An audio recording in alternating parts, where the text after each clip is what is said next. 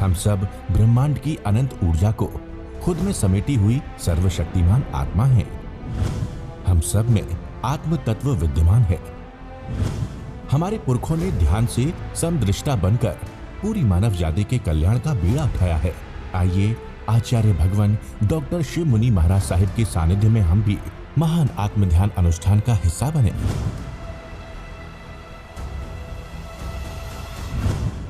प्यारी गुरुवाणी है, बड़ी ही सुहानी है। अरिहंत परमात्मा महाविद्य क्षेत्र में विराजमान, जिनकी अनंत अनंत कृपा हम सब पर भरत क्षेत्र पर पड़ रही है, उस प्रभु की अनंत करुणा, अनंत मैत्री, अनंत ज्ञान, अनंत साधना को अनंत अनंत नम। प्रभु तिन्नानंग तारियानंग बुद्धानंग बोह्यानंग मुत्तानंग मोयगानंग स्वानुनंग सौदर्शनंग। प्रभु स्वयं तिर चुके हैं, औरों को तार रहे हैं। स्वयं बोधि को प्राप्त हो चुके हैं, औरों को बोधि दे रहे हैं। सर्वज्ञ सर्वदर्शी, तीनों लोगों को एक साथ जानते और देखते हैं, सबके मंगल की कामना करते हैं, सबको संसार सागर से पार उतारने की धर्मोपदेश देते हैं। प्रभु के समशरण में आकर के किसी को शायद संगत हो जाती है, किसी को अवधि ज्ञान हो जाता है, किसी को केवल ज्ञान हो जाता है। उस प्रभु की अनंत करुणा, अनंत मैत्री को अनंत अनंत नमन। शासनपति भगवान महावीर, जिनका धर्म शासन, धर्म संग, धर्म तीर्थ में हम सब धर्म का अमृत पान कर रहे हैं। प्रभु सिद्ध बुद्ध और मुक्त हो चुके हैं, परंतु प्रभु की वाणी आज भी हमारे पास है। चाहे आप उत्तराधन सूत्र सुन लो, 32 आगम में कोई आगम ले लो, प्रभु की वाणी, प्रभु की साधना, प्रभु का ज्ञान, प्रभु की क्षमा मैत्री आज भी हमारे पास है। उस वाणी के द्वारा हम भी वहाँ तक पहुँच सकते हैं जहाँ प्रभु पहुँचे। हम भी सिद्ध बुद्ध और मुक्त हो सकते हैं। प्रभु की वाणी को, प्रभु के ज्ञान को, प्रभु की साधना को अनंत अनंत नमन, प्रार्थना, कृतज्ञता के भाव। आज हम चर्चा करते हैं प्रभु महावीर की वाणी का एक सूत्र, आचारांग सूत्र का प्रथम उद्देश्य, दूसरा गाथा का छठा श्लोक। जहाँ पुण्यस्य कथाई तहाँ तुच्छस्य कथाई, जहाँ तुच्छस्य कथाई तहाँ पुण्यस्य कथाई। अरिहंत परमात्मा सबको समान रूप से उपदेश देते। चक्रवर्ती आए, लक्कड़हारा भी आ जाए, समान रूप से, निर्भीकता से, प्रेम से, मैत्री से उपदेश देते। महाविद्य क्षेत्र में प्रभु के समोसरण में, अरिहंत परमात्मा सिमंद्र स्वामी भगवान के समोसरण में इंद्र समोसरण की रचना करते हैं। स्वयं इंद्र आते हैं, देव आते हैं, साधु साध्वी श्रावक आते हैं, वहाँ के राजा मंत्री भी आते हैं, पशु पक्षी भी आते हैं, और भगवान सबको समान उपदेश देते हैं। किसी के प्रति कोई लगाव नहीं, कोई बात नहीं। उपदेश भी क्या देते हैं? ये भव्य आत्माओं, अनंत काल से तुम संसार सागर में पड़े हुए हो। इस संसार सागर से पार होकर के तुम अपने लक्ष्य को प्राप्त करके सिद्ध बुद्ध और मुक्त हो सकते हैं। ये प्रभु की वाणी, सबकी वाणी समान है। चाहे भगवान ऋषभदेव की ले लो, महावीर के ले लो, शिवनस में भगवान के ले लो, सबकी समान है। तो निष्प्रय उपदेशक जिस स्नेह के साथ चक्रवर्ती को देते हैं और एक लक्कड़हारा भी आ जाए, उसी स्नेह से, निर्भीकता से उपदेश देते हैं। कैसे देते हैं? एग्जाम्पल, केशी स्वामी ने राजा प्रदेशी को दिया। जैसे श्वेतांबिका नगरी के मंत्री का नाम था चित्त। एक बार चित्त भेंट लेकर श्रावस्ती के राजा चित्तशत्रु के समीप गया, उनको भेंट दी, और वहाँ पर केशी स्वामी विराजमान थे।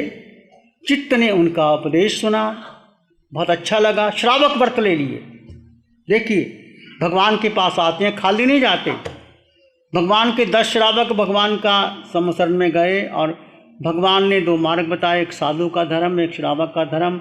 अनंत श्रावक खड़ा हो गया, प्रभु मैं साधु नहीं बन सकता, मुझे श्रावक धर्म दे दीजिए।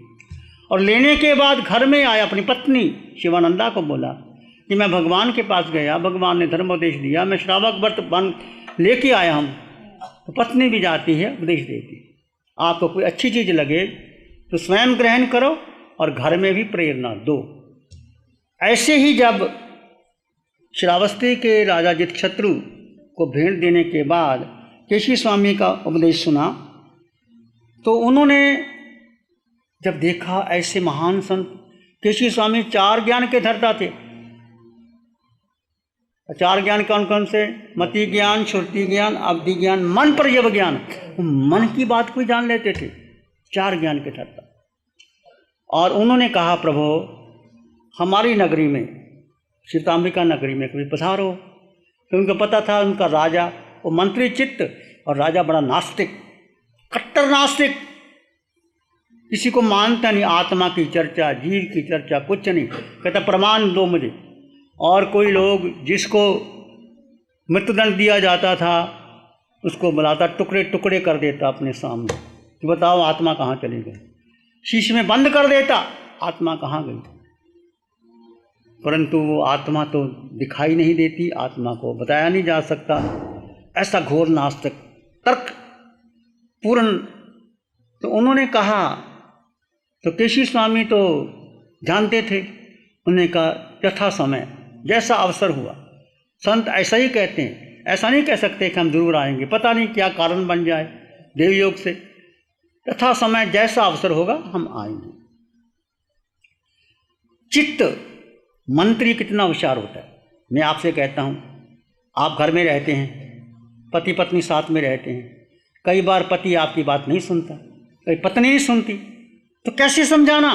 प्रेम से, धर्म से, शांति से, निर्भयता के साथ। झगड़ा नहीं करना। झगड़ा करोगे वो झगड़ा करेगी, तुम झगड़ा करोगे, फिर क्या होगा? तुम क्रोध करोगे वो क्रोध देगा। कोई कह दे ये स्यापा, मेरे घर से आपा, रोज चुल्ला ही मुझे करना पड़ता है, ऐसी बातें आए ही नहीं। शांति से बात करो, प्रेम से बात करो। तो चित्त ने, अब राजा नास्तिक था, वो संतों के कभी दर्शन ही नहीं करता था। चित्त प्रधानमंत्री था, उन्होंने राजा को मौका दिया। राजा ने 4 घोड़े दिए थे परीक्षण के लिए। उस समय घोड़े का जमाना था, हाथी घोड़े, पैदल सेना चलती थी। तो चित्त ने कहा, राजन आपने 4 घोड़े मंगवाए थे, वो ट्रेन हो गए हैं, क्या मेरे साथ चलोगे आप 4 घोड़ों को सैर करने के लिए, परखने के लिए? राजा ने कहा चलेंगे, बिल्कुल चलेंगे। अब घोड़े लेकर के चित्त और राजा दूर निकल गए, और जहां वो आए थे केशी स्वामी, उनके पास चले गए, जहां ठहरे हुए थे। अभी वो राजा के पास नहीं आए, तो राजा थक गया। घोड़े बहुत तेज दौड़ने वाले थे, राजा को बहुत थकावट आ गई। वो तो चाहता था राजा थके और कहीं विश्राम करने के लिए। राजा ने कहा मैं थक गया हूँ, कोई ऐसा उद्यान, कोई ऐसी जगह बताओ मुझे। तो चित्त उसी समय उनको कहाँ ले गया? जहाँ केशी स्वामी धर्म उपदेश दे रहे थे, उद्यान में ले गया। जब उसने देखा वहाँ राजा ने पूछा ये कौन है?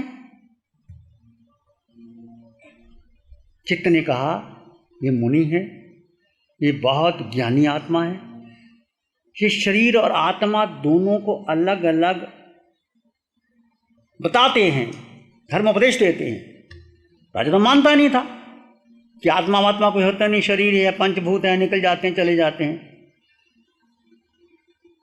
तो उसने कहा तुम चलो मेरे साथ। राजा ने कहा चलते हैं।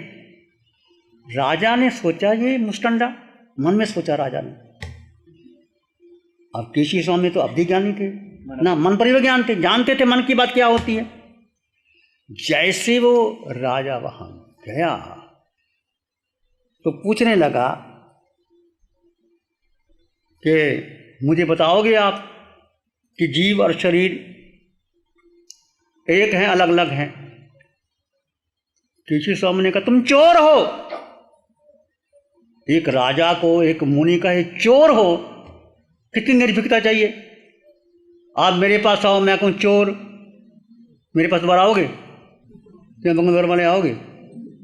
मुश्किल है, प्रेम से आ भी जाओगे। तो चोर, राजा हैरान हो गया, आज तक मैंने चोरी किसी की नहीं, मैं चोर कैसे कह दिया?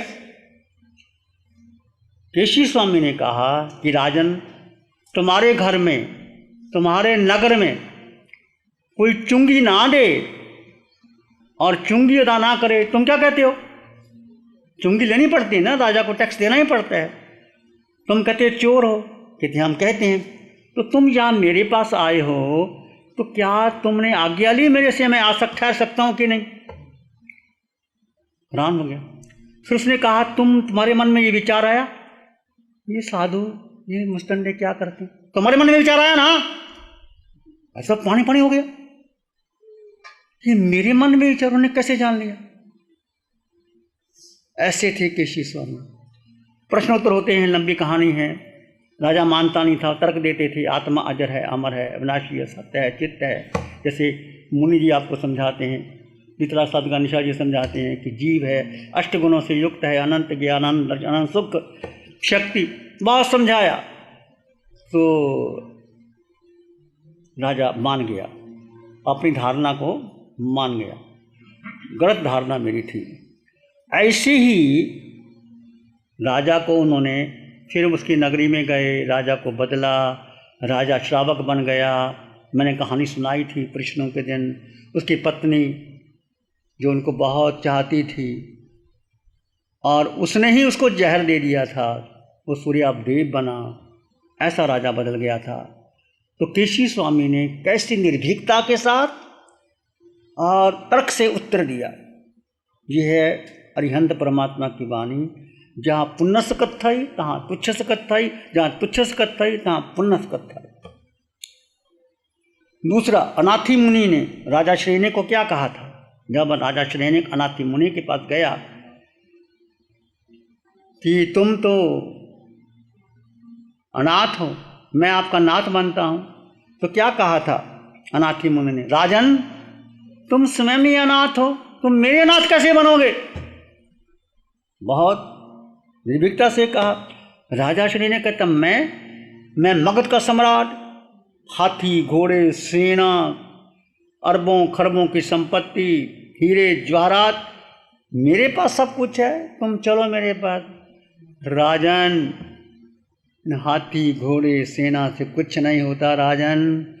मैं भी अपने घर में बहुत राजकुमार था, सब कुछ संपत्ति मेरे पास थी, मेरे चक्षु शूल हो गया राजन। बड़े बड़े वैद्य बुलाए गए, ज्योतिषी बुलाए गए, इलाज कराया गया। मेरी पत्नी आंसू बहाती थी, मेरे पिता आंसू बहाते थे, मेरे भाई बहन पूरा परिवार था। सब ने कहा कि ये चक्षु शूल ठीक हो जाए तो हम जो चाहे कर देंगे। ज्योतिषी हार गए, डॉक्टर हार गए, वैद्य हार गए। बहुत पीड़ा थी मुझे, पत्नी की आंखों के आंसू देखे नहीं जाते थे। तो राजन, सब ने अपनी अपनी मान्यता रखी। मेरे मन में ख्याल आ गया कि यदि मैं चक्षुशूल से ठीक हो गया, मेरा रोग ठीक हो गया, तो मैं साधु बन जाऊंगा। देखिए, साधु बन जाऊंगा। उनको नींद आ गई, ठीक हो गया। सुबह हुई, सब ने कहा, मैंने मान्यता रखी थी, मैंने, पत्नी कहती है, भाई कहते हैं, पिता कहते हैं, माँ कहती है। उसने कहा नहीं, बस अब तो मुझे साधु ही बनना है। क्यों? मैंने एक संकल्प किया था, यदि मेरा रोग ठीक हो गया तो मैं साधु बनूंगा। बहुत समझाया गया। तो राजन, ये धन, ये पद, ये प्रतिष्ठा, ये कुछ काम नहीं आता। इस कर्म के आगे कोई नाथ नहीं, स्वयं की नाथ हो तुम। तो अनाथी मुनि ने श्रेणु को उपदेश दिया था निर्भीकता के साथ। स्नेह से उपदेश किसने दिया? भगवान महावीर ने अर्जुनमाली को। अर्जुनमाली 1141 हत्या करने के बाद सुदर्शन किसके पास लेके गया? भगवान महावीर। सारी कहानी तो आप सबने सुनी हुई है, कैसे वो शेर सुदर्शन राजा श्रेणक ने मना किया जाने के लिए। उसकी भक्ति देखो कि भगवान पधारे हो और मैं दर्शन करने ना जाऊं। और उसका आंतरिक अर्जुनमाली का जबरदस्त, वो गया, इतनी सामने मौत खड़ी है। अर्जुनमाली का जो यक्ष प्रवेश कर गया था, मुदगर सामने था। जब सामने देखा, भयभीत नहीं हुआ सुदर्शन। क्यों? वो जीव और अजीव के ज्ञाता थे। जड़ और जीव, दो तत्व है, शरीर और आत्मा। धर्म की शुरुआत ही यहां से होती है। सुन लो सभी जो मैं कह रहा हूं। आपने बहुत धर्म किया होगा, पौषध किए होंगे, माला समय पाठ संतों की सेवा की होगी, अच्छा है, गलत नहीं है। इससे क्या मिलेगा? पुण्य मिलेगा, स्वर्ग चले जाओगे, फिर वापस लौटोगे, वापस आओगे, स्वर्ग में बैठे तो रहोगे नहीं, आयुष पूरा होगे वापस आ जाओगे। नमो अरिहंतानंग, नमो सिद्धानंग, नमो आयरियानंग, नमो वज्रायानंग, नमो लोय सब साहुनंग, धम्मो मंगल मुकिठम अहिंसा संयमो तवो देवावीतंग नमं शांति। जस धम्मे श्यामनो श्री चत्तारी मंगलम, अरहंता मंगलम, सिद्धा मंगलम, साहु मंगलम, केवली पाणत्तो धम्मो मंगलम। चत्तारी लोगोत्तमा, अरहंता लोगोत्तमा, सिद्धा लोगोत्तमा, साहु लोगोत्तमा, केवली पाणत्तो धम्मो लोगोत्तमा। चत्तारी शरणं पवज्जामि, अरहन्ते शरणं पवज्जामि, सिद्धे शरणं पवज्जामि, साहु शरणं पवज्जामि, केवली पाणत्तं धम्मं शरणं पवज्जामि। चार है शरण